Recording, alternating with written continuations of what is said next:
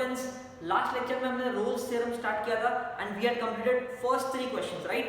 अब स्टार्ट करते हैं क्वेश्चन नंबर 4। आज का जो half part of the lecture होगा वो रोल्स थ्योरम का कंटिन्यूएशन टॉपिक है एंड उसके बाद का जो हाफ पार्ट है वो हम लोग मीन वैल्यू थ्योरम सीखने वाले हैं। जैसे मैंने आपको बताया था कि थर्ड एक्सरसाइज 2 पार्ट में डिवाइडेड है, correct? Rolle's theorem and mean value theorem. So आज हम लोग रोल्स थ्योरम भी खत्म करेंगे, मीन वैल्यू थ्योरम भी खत्म करेंगे। Now I will start with fourth question. 3 questions बचे हुए हैं, 4th, 5th and 6th in Rolle's theorem. So let's start with 4th।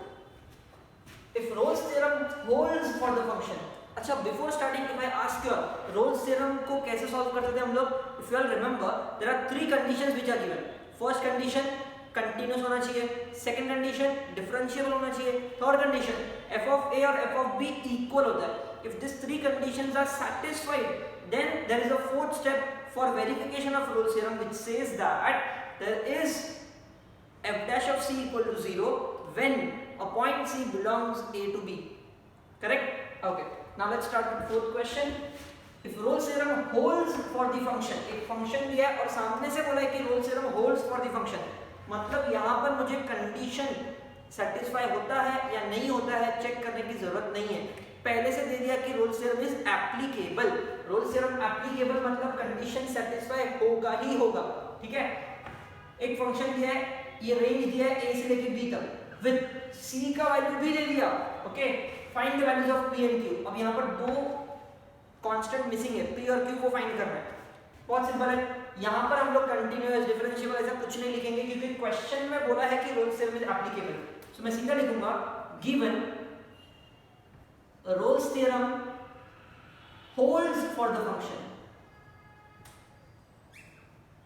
अगर holds for the function, therefore can I say all conditions of Rolle's theorem are satisfied? If all conditions are satisfied, पहला 2 जो condition है वो मेरे फिलहाल कुछ काम का नहीं है, तो मैं सीधा तीसरे कंडीशन की बात करता हूं, that is f of a will be equals to f of b। Here a कितना? अगर आप देखोगे तो a का वैल्यू 1 और b का value 3, therefore can I say f of 1 will be equals to f of 3। अब f of 1 कैसे मिलेगा? f of x में जहां जहां x वहां पे 1 पुट कर दो, 1 का क्यूब प्लस 1 का स्क्वायर 1 होता है प्लस 1 प्लस 5। f of 3 मतलब x की जगह पे 3, सो 3 क्यूब 27 प्लस 3 का square 9p plus 3q plus 5। If I simplify this, मैं इन सबको वहां भेज देता हूं, 27 प्लस 5 32, 1 प्लस 5 6, 6 वहां जाएगा तो -6 plus 9p minus p 8p, 3q minus q 2q equal to 0। 32 minus 6 is how much? 26 plus 8p plus 2q is 0। अगर आप देखोगे तो 2 से डिविजिबल है, तो मैं डिवाइड बाय 2 कर देता हूं, क्या मिलेगा? 13 plus 4p plus q equal to 0। फिलहाल इसको ऐसे कैसे रखते हैं, देखते हैं कहीं ना कहीं तो ये इक्वेशन काम आएगा क्योंकि ये लीनियर इक्वेशन है, ठीक है? आगे next thing what is important is c दिया हुआ है। ये जो मैंने सॉल्व किया कहने से वो कंडीशन सॉल्व किया, बट रोल्स थ्योरम का एक और पार्ट होता है, also can I say f dash of c is 0, correct? अब f dash of c मतलब डेरिवेटिव निकालना पड़ेगा इसका, कितना आएगा? 3x square plus 2px plus q, इसका डेरिवेटिव तो 0। अब यहाँ पर मुझे x की जगह पर c पुट करना बाकी है बिकॉज ये f dash of c है, मैंने f dash of x निकाला, तो ये क्या आएगा? देखो 3c square plus 2pc plus q equal to 0। लेकिन मुझे c का वैल्यू तो मालूम है, कितना? 2 प्लस 1 बाई रूट 3 पुट कर दो, so 3 into 2 plus 1 by root 3 the whole square, 2p into 2 plus 1 by root 3 plus q equal to 0। Now let's actually simplify this, बहुत इजी है सिंप्लीफाई करके, देखो कैसे। 3 into a plus b the whole square, a square plus 2ab, 2 into 2 upon this, so 4 upon root 3, ठीक है? a square plus 2ab plus b square, इसका square करेंगे तो 1/3 आएगा। 2p into 2 4p, 2p into 1/√3 2p upon √3 plus q equal to 0। चलो ठीक है, 3 4 जा 12, 3 4 जा 12, 3 into 1/3 1 plus 4p plus 2p upon root 3 plus q equal to 0। अब अगर आप देखोगे तो देखो 12 और 1 कांस्टेंट टर्म है, तो ये दोनों मिलके 13 हो जाएगा। 12 अपॉन रूट 3, इधर भी एक रूट 3 है, उसको साइड में ले लो, plus 4p plus q equal to 0। But अगर आप देखोगे तो 4p प्लस q कितना होता है? 4p। अच्छा 4p प्लस q तो छोड़ो, 4p प्लस q प्लस 13 कितना होता है? इसको अगर मैं इक्वेशन नंबर 1 लिखूं, 4p plus q plus 13, 4p plus q plus 13, ये सब कुछ 0 हो जाएगा। सो क्या बचेगा? 12 upon root 3 plus 2p upon root 3 equal to 0। Denominator same है। अगर मैं इसको साथ में लिखूं तो ये लिखेगा 12 प्लस 2p upon root 3 equal to 0। Root 3 को उधर भेज दो तो क्या बचेगा? 12 प्लस 2p इक्वल टू 0। अब इसको अगर मैं सॉल्व करूं तो मुझे आंसर मिलेगा 2p equals to -12, p equal to -6। I hope आपको ये समझ में आ गया मैंने p का वैल्यू -6 कैसे निकाल लिया। Very easy to solve. p का वैल्यू मिल गया, बट मुझे q भी फाइंड करना है, तो मैं क्या करूंगा पता है? इस p को मैं यहां पर पुट कर दूंगा। सो यहां पर एक्चुअली आपको यहां से फिर से यहां पर आना है। Okay, so p equal to -6, so 13 plus 4 into -6 plus q equal to 0। 13 4 6 are 24, 13 minus 24 कितना होगा? 13 minus 24 is -11 plus q equal to 0। -11 को वहां भेज देंगे तो q का वैल्यू आएगा 11, and that's the answer. I hope आपको p और q दोनों कैसा है वो समझ में आया। कंडीशन होल्ड्स दिया था तो मैंने डायरेक्टली थर्ड कंडीशन लेके सॉल्व किया, बिकॉज़ पहले तो अपने कुछ काम के नहीं है। उससे मुझे एक इक्वेशन मिला, फिर जो वेरिफिकेशन वाला पार्ट है उसमें c का वैल्यू पुट कर दिया, सॉल्व किया, p मिला, p यहां पे फिर से पुट किया, q मिल गया। ठीक है, अब एक चीज आप यहां पे ध्यान देना, मैंने इसको और इसको 0 पुट किया है, तो यहां पर आप रीजन लिख देना फॉर दिस स्टेप फ्रॉम 1 करके। ठीक है, ये स्टेप के लिए आप रीजन लिख देना फ्रॉम 1, बाकी सब सेम है। ठीक है, what you can do is take a screenshot of this, write it down. This is question number 4। अब मैं स्टार्ट करता हूं question number 5, okay, which is similar to fourth question. यहां पर भी क्वेश्चन अगर आप पढ़ोगे तो वहां पर दिया है roles theorem holds for the function, और एक फंक्शन दिया है। अब यहां पर देखो एक पॉलिनोमियल फंक्शन भी है, एक लॉगरिथमिक फंक्शन भी है, और x का रेंज दिया है 1 से 2। ठीक है, अब यहां पर भी अगर होल्ड्स फॉर द फंक्शन है, इसका मतलब पहले दो कंडीशन मेरे कुछ काम के नहीं, f of a equals to f of b मिल सकता है। एक और चीज यहां पर कुछ तो प्रूव करना है वो दिया है, यहां पर कुछ फाइंड करना था वो दिया है। Let's start. So what I right is given Rolle's theorem holds for the function, therefore all conditions are satisfied. If all conditions are satisfied, it means f of a will be equals to f of b. f of a कौन, अगर आप देखोगे तो a का value 1 है, f of b कौन, b का value 2 है। यहाँ पे लिख सकते हो here a equals to 1 and b equals to 2। f of 1 कैसे मिलेगा? f of x में जहां x वहां पे 1, so 1 minus 2 into log 1। Similarly 2 minus 2 into log 2, log 1 कितना होता है? 0, 2 minus 2 कितना होता है? 0, hence proof। तो तीसरा कंडीशन मैंने यूज तो कर लिया, लेकिन मेरे कुछ काम का नहीं है, यहां पर मेरे काम का था, मुझे एक इक्वेशन मिला, बट ठीक है चलो, थर्ड कंडीशन सेटिस्फाई तो हुआ। Now what I can say is I use the verification part, that is f dash of c is 0। अब f dash of c 0 मतलब इसका डेरिवेटिव निकालना पड़ेगा। इसका डेरिवेटिव कैसे निकालेंगे? तो इसका डेरिवेटिव निकालने के लिए u into v अप्लाई करो। सो u derivative of v plus v derivative of u, इसका डेरिवेटिव 1, इसका डेरिवेटिव 0, तो सिर्फ 1 आएगा, तो नहीं लिखा तो भी चलेगा। अब क्या करोगे? इस x को चाहो तो मल्टीप्लाई कर सकते हो आपस में। सो x x into 1/x 1 minus 2/x, ठीक है।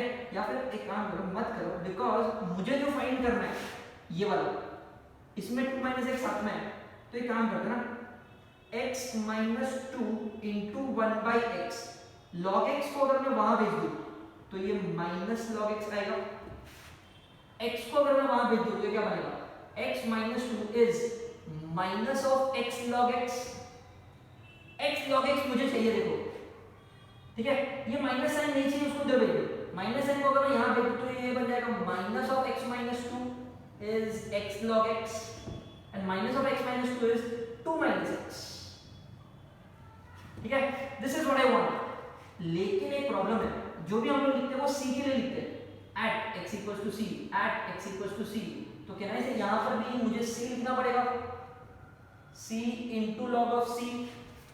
तो मुझे जो कंडीशन प्रूव करना था वो प्रूव तो हुआ, एग्जैक्टली मिला भी सही, लेकिन मुझे किसके लिए मिला, c के लिए मिला, क्योंकि मुझे पता है कि c belongs to a, b, correct. And यहाँ पर क्वेश्चन में बोला है कि Rolle's theorem is already satisfying the condition, अगर वो सेटिस्फाई करता है मतलब मेरा जो c मिलेगा मुझे यहाँ पर it will belong to 1, 2, correct. So ये आंसर परफेक्ट, एकदम राइट है, लेकिन आपको इसको x के फॉर्म में लिखना है बिकॉज वो प्रूव करना है क्वेश्चन में, show that the equation is satisfied by at least one value of x in 1, 2, at least one value of x in 1, 2 means what, ऐसा कोई x का वैल्यू है क्या आपके पास 1 और 2 के बीच में जो इस कंडीशन को सेटिस्फाई करता है, हाँ मेरे पास एक ऐसा वैल्यू c है जो इस कंडीशन को सेटिस्फाई करता है, विच बिलोंग्स टू 1, 2, ठीक है। अगर ये इसको सेटिस्फाई करता है, ये जो पॉइंट c है अगर इसको सेटिस्फाई करता है मतलब उसके ऊपर लाई भी तो करेगा, इसके लिए मैंने x की जगह पर c लिख दिया।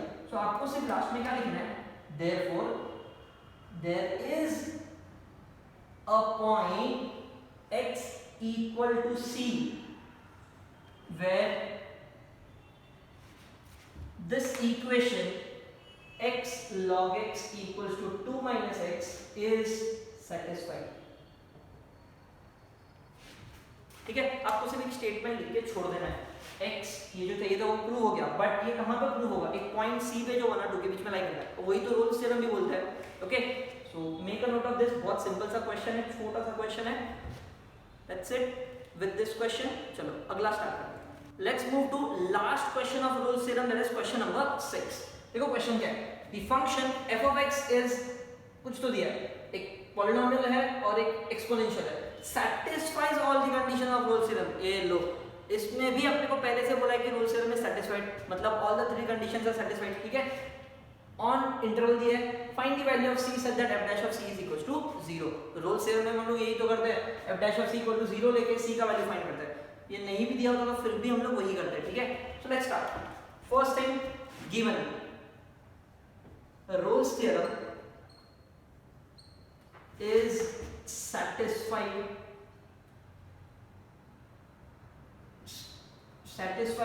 all the conditions, ठीक है। सो यहाँ पे काम करता हूँ, अच्छा दिखने के लिए पूरा लिख लेता हूँ, theorem satisfies all the conditions। अगर Rolle's theorem satisfies all the conditions, पहले तो मेरे को कुछ काम का नहीं है तो मैं लिख सकता हूँ f of a is equals to f of b, where a is how much -3, b is how much 0। It means कहना है इसे f of -3 is equals to f of 0। f of -3 कैसे निकालेंगे, फंक्शन में जहां जहां x वहां वहां पे -3 पुट कर दो, so -3 into -3 plus 3 into e raised to -3/2 is equals to f of 0। तो ये तो डायरेक्टली 0 हो गया, -3 plus 0 होता है, अब 0 into anything is 0, hence proved। तो ये तीसरा कंडीशन तो सेटिस्फाइड है, मेरे कुछ काम करने बिकॉज़ यहाँ पे इक्वेशन नहीं मिला। Now what I do is, अब मेरे काम की चीज मैं लिखूंगा, and that is also f dash of c is equal to 0 according to Rolle's theorem, correct. चाहो तो आप लिख सकते हो यहाँ पे according to Rolle's theorem।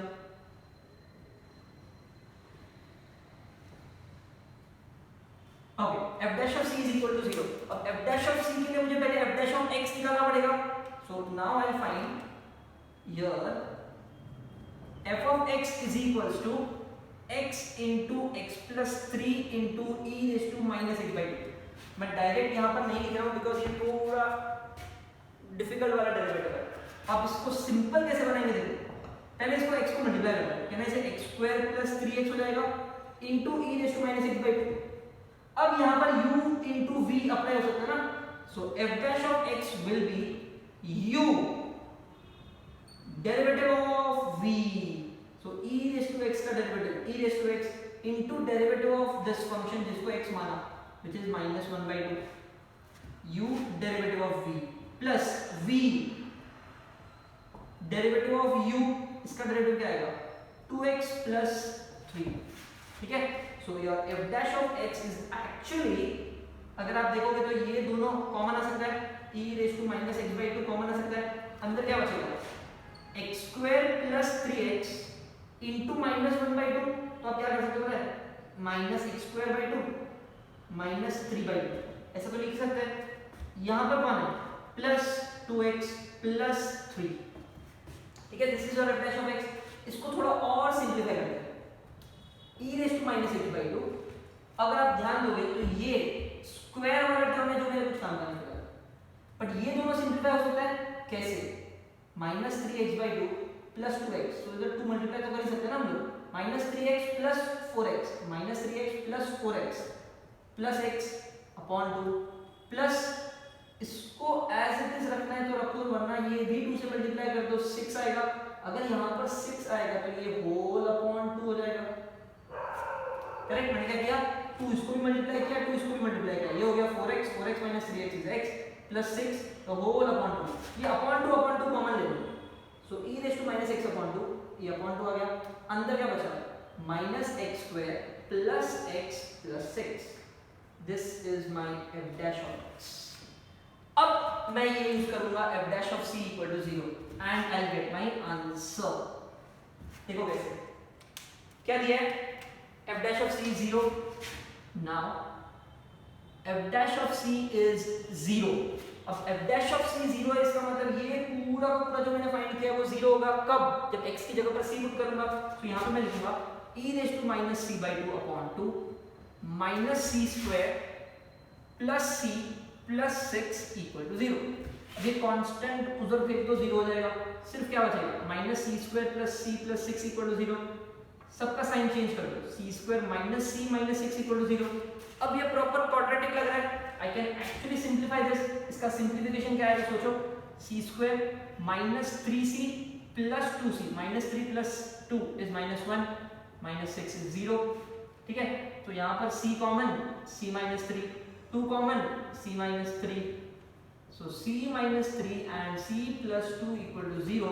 इससे मुझे मिलेगा c का वैल्यू 3 एंड c का वैल्यू -2, दो वैल्यूज मिला, एक मिला 3 एक मिला -2, बट दोनों में से कौन सा लेने का, क्या दोनों या एक ही, उसके लिए कंडीशन चेक कर लो। आपका जो कंडीशन है वो -3, इंटरवल जो है वो -3 से 0 है, ठीक है। अब -3 से 0 के बीच में 3 आता है क्या, वो तो 0 के भी आगे आता है, it means we know that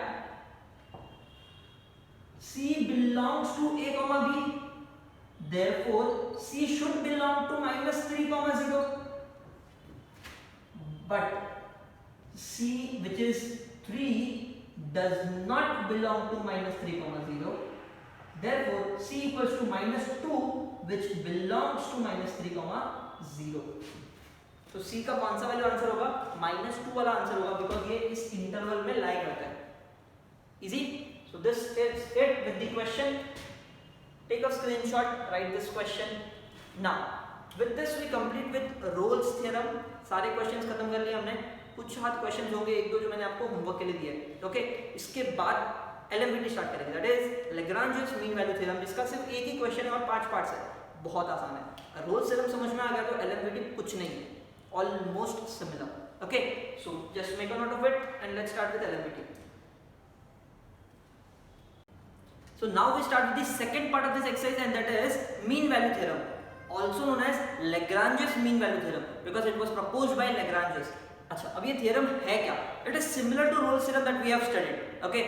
Rolle's theorem क्या था, मान लो कि I have a graphical representation, x axis function f of x जो actually y axis होता है, और हमने क्या सीखा था कि for any given curve from point A to B, correct, from point A to B, दोनों पॉइंट के बीच में कोई तो एक ऐसा पॉइंट होगा C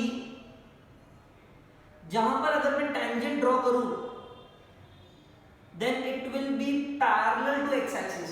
This tangent will be parallel to x axis. इसका मतलब the slope of this tangent, slope मतलब derivative, so derivative will be equal to 0 at this point C.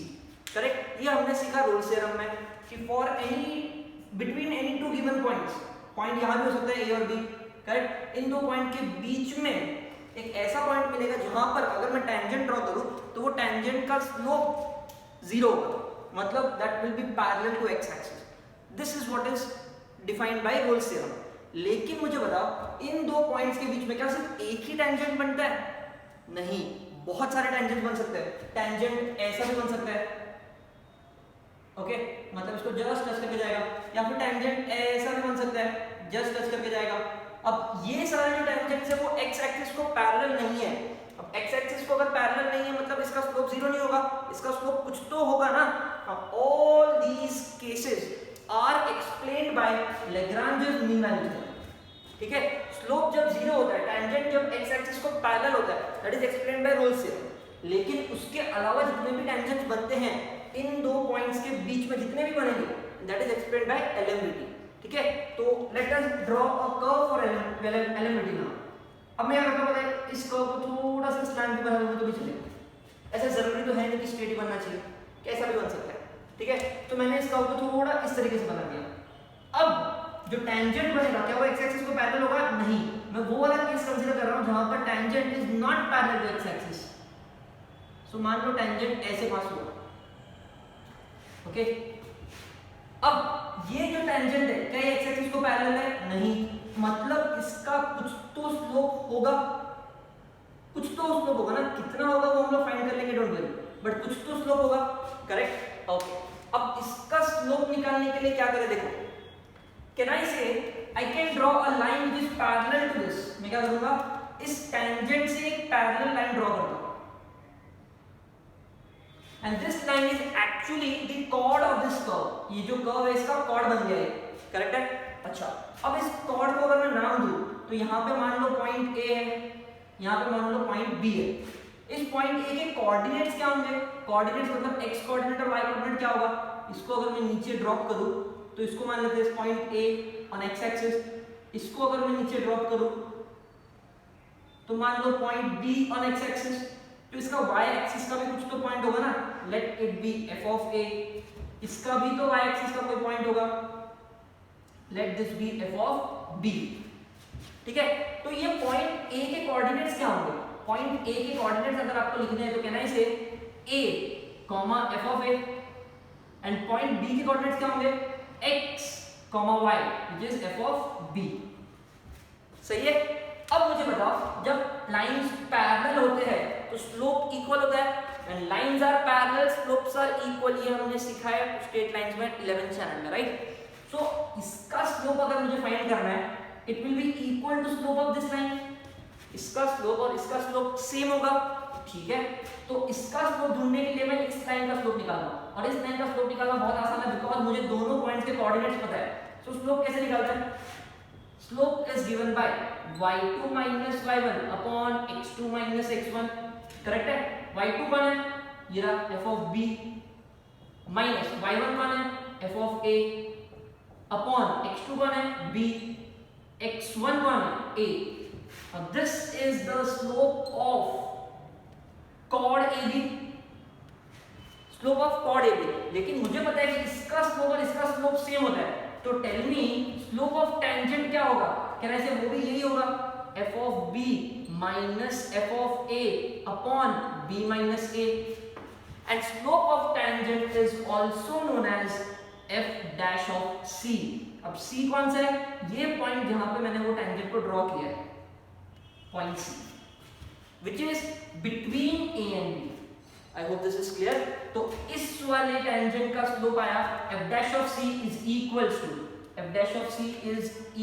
to f of b minus f of a upon b minus a. यहाँ पर Rolle's theorem में जो tangent था वो x axis को parallel था, इसलिए इस टेंजेंट का स्लोप 0 था. स्लोप 0 था इसलिए डेरिवेटिव 0 था. बट यहाँ पर ये एक्स एक्सिस को पैरेलल नहीं है, इसका कुछ तो स्लोप होगा, कितना होगा, f of B minus f of A upon B minus A. I hope this is clear, ठीक है। तो एलएमवीटी क्या बोलता है, LMVT says that for any given curve between two different points A से लेके बी तक, कोई भी पॉइंट कंसीडर करो, बीच में भी कंसीडर कर सकते हो, एंड टू एंड भी कर सकते हो, ठीक है। So between any two given points there is always a point c where a tangent can be drawn and the slope of the tangent f dash of c will be f of b minus f of a upon b minus a, ठीक है। between points a and b on any curve there is always a point c which lies between a and b, ठीक है, ये a और b के बीच में ही लाई करेगा। there is always a tangent whose slope मतलब f dash of c which is equals to f of b minus f of a upon b minus a, ठीक है। this is the formula for LMDT। I hope this is clear. अब दोनों में similarity क्या है मैं बता देता हूँ, डिफरेंस क्या है मैंने आपको बता दिया कि यहाँ पर ये होता है, यहाँ पर ऐसा होता है, ये डिफरेंस है। सिमिलैरिटी क्या है, यहाँ पर हमने सीखा था कि ग्राफ जो है आपका वो कंटिन्यूस होना चाहिए, करेक्ट है। इसका फर्स्ट पॉइंट क्या था, ग्राफ शुड बी कंटिन्यूस, इसका भी कंडीशन वही है, ग्राफ कंटिन्यूस होना ही चाहिए। कंटिन्यूस नहीं है, बीच में ब्रेक पॉइंट है, तो फिर वो जो टेंजेंट है वो इस वाले ग्राफ पे अप्लाई कर सकते हैं, उस वाले पे कर सकते हैं। अगर बीच में टूट गया ऐसा तो इस पे है कि उस पे हम लोग बोल नहीं सकते ना, so it has to be continuous। Second condition, इसका कंडीशन क्या था, अब end to end graph differentiable होना चाहिए, आपका जो फंक्शन है वो डिफरेंशिएबल होना चाहिए, इसका भी वही कंडीशन है सेकंड, फंक्शन डिफरेंशिएबल होना चाहिए, ठीक है। मतलब कोई शार्प टर्न नहीं होना चाहिए, बीच में एक पॉइंट नहीं आना चाहिए। इसका तीसरा कंडीशन क्या था, f of a is equals to f of b, function equal होना चाहिए। यहाँ पर फंक्शन इक्वल होने का कोई चांस नहीं है, फंक्शन इक्वल हो गया तो बात वही होगा ना, स्लोप जीरो हो जाएगा। तो यहाँ पर तीसरा कंडीशन नहीं है, फंक्शन इक्वल नहीं होता, इसमें होता है, इसमें नहीं होता, ठीक है। इसका चौथा पॉइंट क्या था, f dash of c is 0, इसका तीसरा पॉइंट क्या है, f dash of c is equals to f of b minus f of a upon b minus a, ठीक है। So what I do is I just write down the conditions as well as the property of LMDT। Condition क्या है, दो ही condition है इसमें। पहला condition, function is continuous at a, b, जो भी आपके पॉइंट ऑफ कंसिडरेशन है उसमें वो कंटिन्यूअस होना चाहिए। सेकंड कंडीशन क्या है, f of x is differentiable eight a, b, correct. तो यहां से यहां तक डिफरेंशिएबल होना चाहिए, कोई भी इसमें शार्प पॉइंट नहीं आना चाहिए। Now LMDT says that LMDT states that f dash of c is equals to f of b minus f of a upon b minus a। This is what is said by LMDT। But एक चीज याद रखो, ये जितना भी बोला है वो सारे के सारे उस पॉइंट्स के लिए है which lies between a and b। Your c point should lie between a and b, ठीक है। इसलिए ये कंडीशन यहाँ पर भी है, यहाँ पर भी था कि जो भी आप पॉइंट फाइंड कर रहे हो a और b के बीच में ही फाइंड कर रहे हो। So यहाँ पर LMDT states that f dash of c is equals to f of b minus f of a upon b minus a, ठीक है। अब क्वेश्चंस किस तरीके से आते हैं, रोल्स थ्योरम में दो टाइप के क्वेश्चन थे, पहला सिर्फ कंडीशन चेक करो, दूसरा रोल्स थ्योरम को वेरीफाई करो। बट LMDT में कंडीशन चेक करने का कोई मीनिंग ही नहीं है, बिकॉज वो दो ही पॉइंट है और ये दो पॉइंट हम लोग हर क्वेश्चन में सिर्फ स्टेटमेंट लिख के छोड़ देते हैं। तो यहाँ पर कंडीशंस वाला क्वेश्चन नहीं आएगा, यहाँ पे पूरा LMDT वेरीफाई करने का ही क्वेश्चन आएगा, मतलब आपको पूरा सम तीनों स्टेप करना ही पड़ेगा किसी भी सम में। And lastly you have to verify that your C lies between A and B। That's it। This is only one type of question in LMDT, which is your question, last question of this exercise, ठीक है। So let's start with the questions। Before that, make a note of this LMDT। वो है क्या, मैंने आपको फिर से last time repeat कर देता हूँ। LMDT is what? It says that between two points of consideration on your curve, there is always a point where a tangent can be drawn whose slope is f of b minus f of a upon b minus a, which is given by f dash of c, ठीक है। So take a screenshot and make a note of this। Now let's start with questions on LMDT। हमने LMDT के दो conditions पढ़े, continuous होना चाहिए, differentiable होना चाहिए, ओके। कंटिन्यूस कब कब होता है, जब कोई भी फंक्शन लॉगरिथमिक है, ट्रिग्नोमेट्रिक है, पॉलिनोमियल फंक्शन है, ये सारे फंक्शंस एक्सपोनेंशियल है, तो उसको हम लोग कंटीन्यूअस लिख सकते हैं। डिफरेंशिएबल होना चाहिए, अगर आप डेरिवेटिव निकाल पाते हो तो उसको डिफरेंशिएबल लिख देना इन इट्स डोमेन, जो दिया होता है उसमें वो कंटीन्यूअस और डिफरेंशिएबल होना चाहिए। अब यहाँ पर तीसरा कंडीशन नहीं है रोल्स थ्योरम जैसा, सीधा हम लोग डेरिवेटिव फाइंड करेंगे, जिसका फॉर्मूला मैंने यहाँ पर लिख के रखा है f dash of c is equals to f of b minus f of a upon b minus a. ठीक है, तो using this let's start the first question. Function is given as log x. कितना simple function है, logarithmic function. तो इसको तो आप directly लिख सकते हो कंटीन्यूअस एंड डिफरेंशिएबल. सो मैं लिखूंगा given function is logarithmic function. Correct. अब अगर ये लॉगरिथमिक फंक्शन है मतलब ये कंटीन्यूअस और डिफरेंशिएबल होगा. Therefore f of x is continuous on 1, e. Also f of x is differentiable on 1, e. ठीक है, कंटीन्यूअस लिख लिया, डिफरेंशिएबल लिख लिया. इसके बाद आपको सीधा फॉर्मूला यूज करना है, लेकिन फॉर्मूला यूज करने से पहले मैं यहाँ पर कुछ लिखना चाहूंगा. Therefore LMPT is applicable because यहाँ पर दो ही कंडीशंस होता है, उससे LMPT एप्लीकेबल हो जाता है. ठीक है, LMPT is applicable. अब वो फॉर्मूला यूज करने से पहले उसमें जो जो चीजें जरूरत है वो निकाल लेते हैं. f dash of x, log x का डेरिवेटिव क्या होता है 1/x.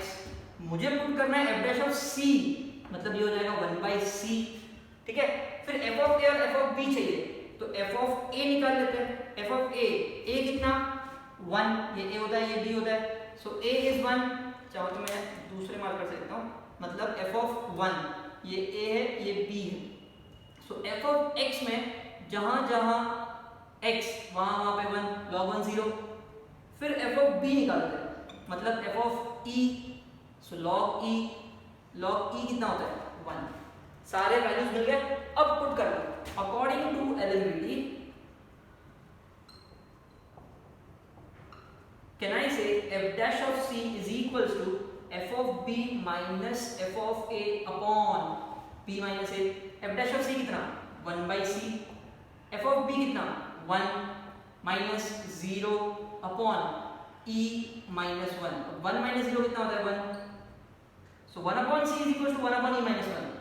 क्रॉस मल्टीप्लाई भी कर लोगे तो e minus 1 ये इधर c इधर इक्वल टू c. तो यहां से मुझे c का वैल्यू कितना मिला e minus 1 मिला. लेकिन आपके पास जो c का आंसर आता है वो a और b के बीच में होना चाहिए. करेक्ट है. सो चेक करते हैं सिर्फ वेरीफाई करने के लिए कि c का जो आंसर मिला वो राइट है कि नहीं. e का वैल्यू कितना होता है 2.71 minus 1 which is 1.71. सो क्या c का जो वैल्यू आया 1.71 1 और 2.71 के बीच में लाई करता है. हाँ 1.71 इन दोनों के बीच में ही आता है. Therefore c belongs to 1, e. Therefore LMPT is verified. This is your last statement, क्योंकि जो मुझे सीधा आंसर मिला वो मेरे इंटरवल में 1 से लेकर e के बीच में लाई करता है. आई होप दिस इज क्लियर. बहुत सिंपल क्वेश्चन होता है LMPT का. रोल्स थ्योरम से भी बहुत आसान होता है. दो कंडीशन लिख लिया, डेरिवेटिव को सॉल्व कर लिया, फॉर्मूला तो है ही आपके पास. That's it. Okay, so first sum is done. Now I will start with the second question. Now let's start with second question.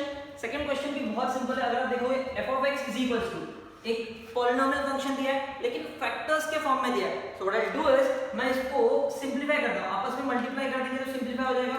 So क्या आएगा देखो f of x is equals to, इसको मैं फिलहाल ऐसे ही रखता हूँ, इन दोनों को मल्टीप्लाई कर देते हैं. क्या आएगा देखो x square minus 3x minus 2x मतलब minus 5x minus 2 into minus 3 is plus 6.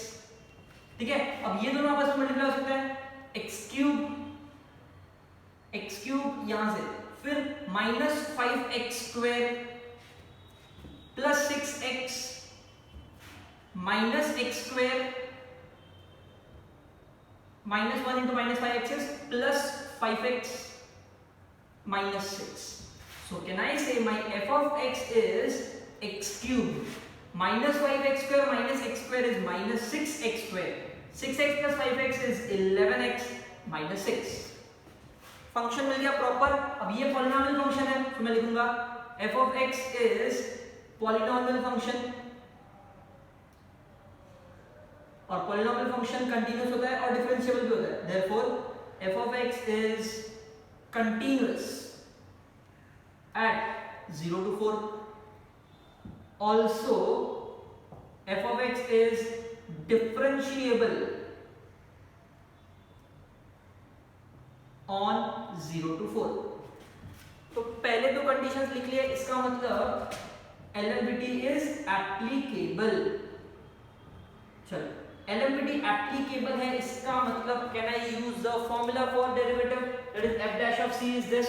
ठीक है, अब इस फॉर्मूला में मेरे पास f dash of x होना चाहिए, f of a और f of b होना चाहिए। यहाँ पर तो हमने डायरेक्टली पुट कर दिया था, बट यहाँ पर हम लोग पहले से निकाल के रखते हैं ताकि वो पुट करने में आसान होगा। ओके, तो first thing that I find is f dash of x, इसका डेरिवेटिव निकाल लेते हैं, बहुत आसान है। 3x square minus 12x plus 11 इसका डेरिवेटिव। ठीक है, सो this is f dash of x।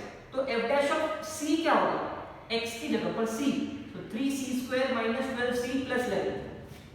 ठीक है, फिर f of a निकालना है। f of a मतलब a की जगह पे 0, a की जगह पे 0, सो f of x में जहां जहां x वहां पे 0 0 0, सिर्फ -6 बचेगा। f of b निकालना है, मतलब f of 4, क्योंकि b का वैल्यू 4 है, तो f of 4 कैसे मिलेगा, f of x में जहां जहां x वहां पे 4, 4 का क्यूब 64, 4 का स्क्वायर 16, 16 6 जा डायरेक्ट 96 लिख लेता हूं मैं, प्लस 11 4 जा 44 -6। ठीक है, so 64 minus 6 is -32, -32 plus 44 is 12, and 12 minus 6 is +6, and this is my f of b। f of a मिल गया, f of b मिल गया, ये सब कुछ मिल चुका है। अब मुझे सिर्फ फॉर्मूला यूज करना है। फॉर्मूला क्या है, according to LMPT, what is the formula, f dash of c is equals to f of b minus f of a upon b minus a। f dash of c कौन है, ये वाला 3c square minus 12c plus 11। f of b कौन है, 6 minus of f of a कौन है, -6 upon b minus a, b minus a is 4 minus 0। ठीक है, अब अगर आप ध्यान दोगे तो 6 minus of -6 12 होता है, क्योंकि प्लस हो जाएगा upon 4, and 12 upon 4 is 3। I hope this is clear। तो यहाँ पर ये 3 आया, इस 3 को यहाँ ले लो, इस 3 को यहाँ ले लो, माइनस हो जाएगा। So what I am left out is, मेरे पास क्या बचेगा, एक क्वाड्रेटिक इक्वेशन बचेगा which is 3c square minus 12c plus 11 minus 3 is 8। अब इसको सॉल्व करने के लिए मुझे क्वाड्रेटिक फॉर्मूला यूज करना पड़ेगा, बिकॉज ये फैक्टराइज नहीं हो सकता। देखो 3 8 24, मल्टीप्लाई करके 24 और ऐड करके 12, ऐसा कोई भी फैक्टर नहीं है, तो मुझे यहाँ पर क्वाड्रेटिक फॉर्मूला यूज करना पड़ेगा। सो यूजिंग क्वाड्रेटिक फॉर्मूला, क्या है फॉर्मूला, अब यहाँ पर c वेरिएबल है, तो c का आंसर मिलेगा कैसे, -b plus minus under root of b square minus 4ac upon 2a। so c is equal to minus of b, b कौन, -12, minus of -12 plus 12 हो जाएगा, अंडर रूट ऑफ b का square -12 का square 144, 4a, a का value 3, c का value 8। ठीक है, upon 2 into a, so 2 into 3, so c is equal to what, यहाँ पर आएगा 12 plus minus 144 minus 4 3s are 12, या फिर एक काम करो 8 3s are 24 and 24 4s is 96। 144 minus 96 is root 48, 1 2 3s are 6। now can I say root 48 को solve कैसे करेंगे, root 48 is 12 4s या फिर 16 3s, तो 16 3s में से 16 बाहर आएगा तो ये होगा 4 root 3 upon 6, 6 दोनों को काट दो। So c is equals to 12 upon 6 plus minus 4 root 3 upon 6। Cancel हो सकता है, क्या कैंसिल होगा, 6 2s are 2 2s are 2 3s are। So what is the answer for c, 2 plus 2 root 3 upon 3 और 2 minus 2 root 3 upon 3। So c के मुझे दो answers मिले, बिकॉज क्वाड्रेटिक फॉर्मूला से जब सॉल्व करोगे तो दो आंसर होते हैं, एक प्लस वाला और एक माइनस वाला। I have two answer, but मुझे आंसर कौन सा चाहिए, 0 और 4 के बीच वाला जो भी आंसर होगा वो चाहिए, because my c should belong from 0 to 4। तो इसमें और इसमें दोनों में से ऐसा कौन सा आंसर होगा जो 0 और 4 के बीच में लाई करेगा? Let's see. अच्छा पहले इसको सॉल्व करते हैं, ठीक है। 2√3/3 अप्रोक्सीमेटली सॉल्व करते हैं। √3 कितना होता है? 1.732।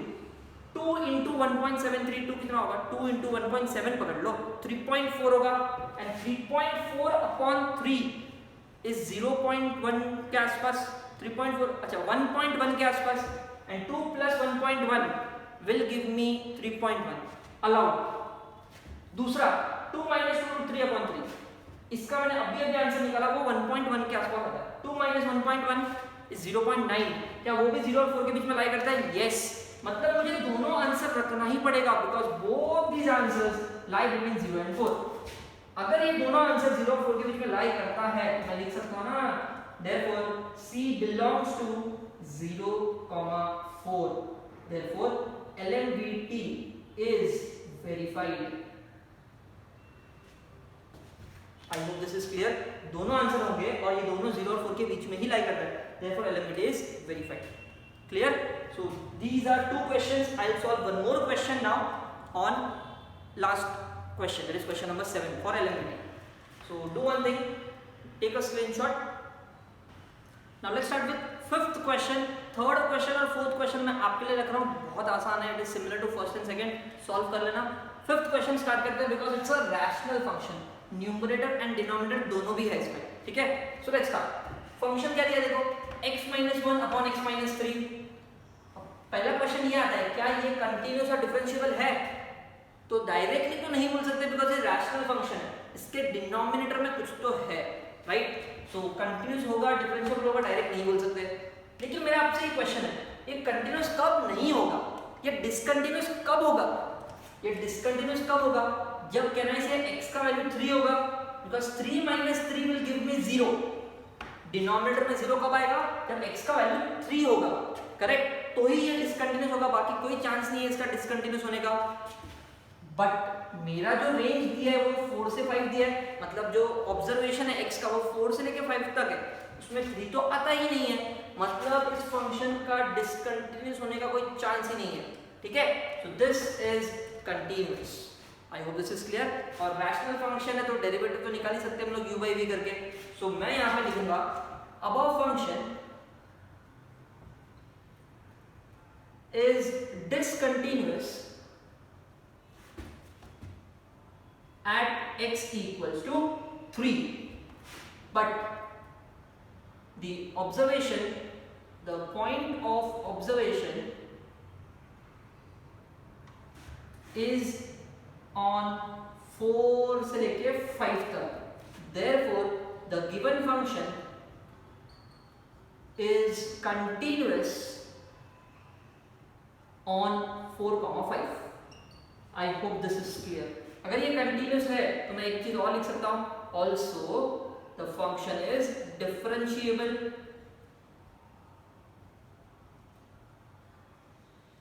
u by v करके हम लोग उसका डेरिवेटिव तो निकालने वाले हैं, डिफरेंशिएबल ऑन 4,5। तो पहला तो कंडीशन सेटिस्फाइड, तो मैं क्या लिख सकता हूं, therefore LMVT is applicable।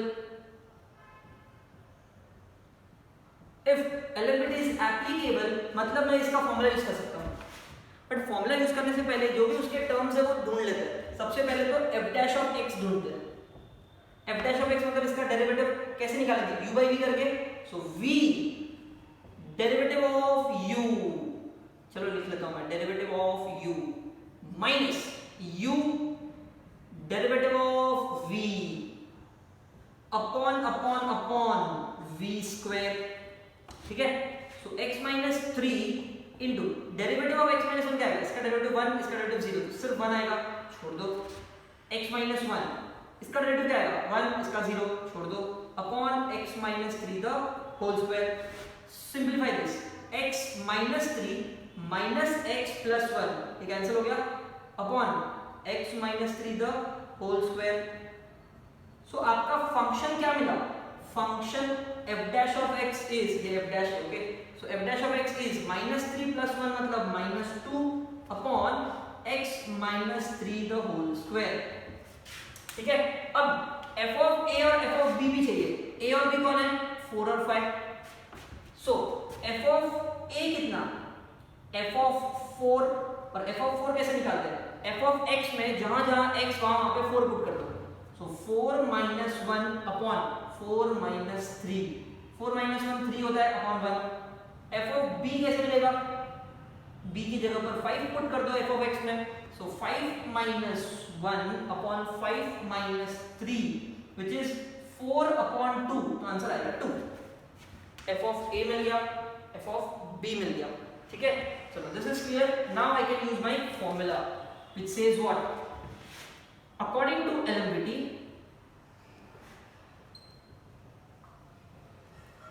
f dash of c is equals to f of b minus f of a upon b minus a।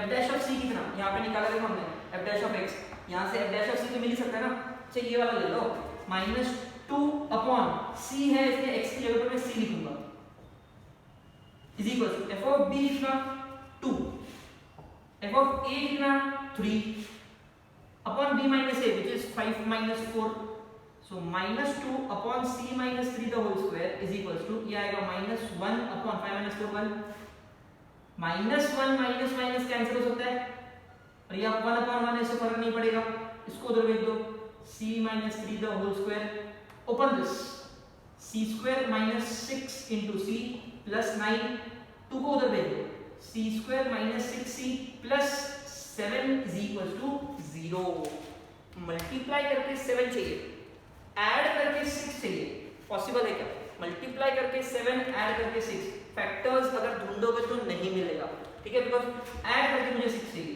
3 2 जा नहीं चलेगा, 6 1 जा नहीं चलेगा, 7 1 जा नहीं चलेगा, तो 7 1 जा 7 होता है मल्टीप्लिकेशन में, बट ऐड करके 6 नहीं आएगा। सो यूजिंग फॉर्मूला मेथड, जैसे हमने पिछले सम में किया, using formula method, c is given by minus b plus minus under root of b square minus 4ac upon 2a। याद रखना ये जो c है वो कौन सा वाला c है, a b c वाला c है, और ये जो c है वो आंसर वाला c है, ठीक है। सो c is equals to minus b minus of minus 6 plus minus under root of b का स्क्वायर minus 6 का square 36, 4 into a is into 1 into c which is 7 upon 2 into a, and 2 into a is 2 1 2। So let's solve this, क्या मिलेगा, c is equals to minus of minus 6 plus 6 under root of 36 minus 4 7 are 28, 36 minus 28 is 8 upon नीचे 2 आएगा, 6 plus minus root of 8 कितना होता है 2 root 2, ये 2 दोनों को बांट दो, 6 by 2 plus minus 2 root 2 upon 2, ये क्या कैंसिल हो गया, ये 3 हो गया। So c is equals to 3 plus root 2 और 3 minus root 2, दो आंसर मिले, बट दोनों में से कौन सा मिलेगा, root 2 का वैल्यू होता है 1.4, 3 plus 1.4 is 4.4, 3 minus 1.4 is 1.6 के आसपास, मुझे रेंज चाहिए 4 और 5 के बीच में, so मैं सिर्फ 3 plus root 2 वाला लूंगा, but c belongs to a, b, therefore c is equals to 3 plus root 2, this should be my answer। इसको मैं डिस्कार्ड कर दूंगा, ये वाला c नहीं हो सकता, c cannot be equals to 3 minus root 2, clear. तो एक आंसर मुझे ऐसा मिल गया जो 4 और 5 के बीच में लाई करता है, c belongs to a, b, therefore LMVT is verified, ठीक है। c belongs to a, b की जगह पे आप 4, 5 लिख सकते हो, so LMVT is verified।